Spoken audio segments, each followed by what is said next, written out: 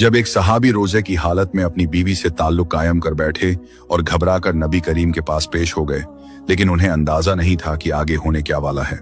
यह उस वक्त की बात है जब रमजान का महीना था और एक सहाबी निहायत परेशानी और बदहवासी के आलम में मस्जिद नबवी में हाजिर हुए।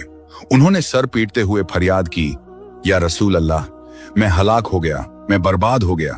आपने निहायत इत्मीनान से पूछा, तुझे किस चीज ने हलाक कर दिया? उन्होंने अर्ज किया, मैंने रोजे की हालत में अपनी अहलिया से ताल्लुक कायम कर लिया है, जिससे रोजा टूट गया। आपने शरई हुक्म के मुताबिक उन्हें कफारा अदा करने का फरमाया।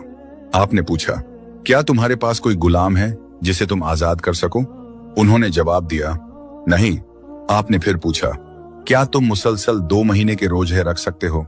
उन्होंने अर्ज किया, या रसूल अल्लाह, मुझ में इतनी हिम्मत नहीं है, इसी एक रोजे ने तो मेरा ये हाल कर दिया है। आपने तीसरा सवाल किया, क्या तुम 60 मिस्कीनों को खाना खिला सकते हो? उन्होंने बेबसी से जवाब दिया, अल्लाह के नब्बी, मेरे पास तो कुछ भी नहीं है। आप खामोश हो गए। इतने में कहीं से आपके पास खजूरों का एक बड़ा टोकरा लाया गया। आपने उस शख्स को बुलाया और फरमाया, यह लो और इसे सदका कर दो ताकि तुम्हारा कफारा अदा हो जाए। वह शख्स हैरान हुआ और कहने लगा, या रसूल अल्लाह, क्या मैं अपने से ज्यादा गरीब पर सदका करूं? खुदा की कसम, मदीना के इन 2 पहाड़ों के दरमियान मुझसे ज्यादा गरीब और जरूरतमंद कोई घराना नहीं है। यह सुनकर रहमत आलम इस कदर मुस्कुराए कि आपके मुबारक दांत नजर आने लगे और आपने फरमाया, अच्छा तो फिर जाओ और ये अपने घर वालों ही को खिला दो। यानी अल्लाह ने उनकी तौबा भी कबूल फरमाई और उनकी गुर्बत का मदावा भी कर दिया।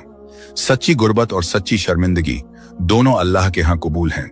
दोस्तों, इस वाकये से हमें यह सबक मिलता है कि अल्लाह अपने बंदों पर उनकी हिम्मत से ज्यादा बोझ नहीं डालता। अगर गुनाह हो जाए तो डरने के बजाय सच्ची शर्मिंदगी के साथ अल्लाह की तरफ रुजू करें, क्योंकि उसकी रहमत हर गुनाह से बड़ी है।